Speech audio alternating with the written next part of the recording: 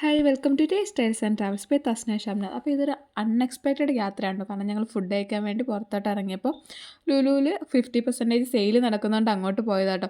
ചെന്നപ്പോൾ തന്നെ road full വണ്ടിയായിരുന്നു. അങ്ങനെ ഞങ്ങളും ഒരു സ്പേസ് കിട്ടിയപ്പോൾ അവിടെ വണ്ടി ഒതുക്കിയിട്ട് നടന്ന് ലുലുവിനകത്തോട്ട് കയറി കേട്ടോ.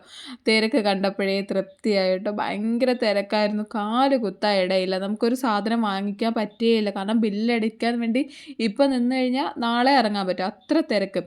ലുലു ഫാഷനിലും ഹൈപ്പർ മാർക്കറ്റിലും കണക്റ്റിലും ഒക്കെ ഒരേപോലെ തിരക്കായിരുന്നു കേട്ടോ. പിന്നെ അവിടെ എന്തോ ഒരു പ്രോഗ്രാം നടക്കുന്നുണ്ടായിരുന്നു കേട്ടോ. അതൊക്കെ കുറച്ച് നേരം കണ്ടുകൊണ്ടിരുന്നു. അതിന് ശേഷം നേരെ പോയത് കണക്റ്റിലേക്കാണ്.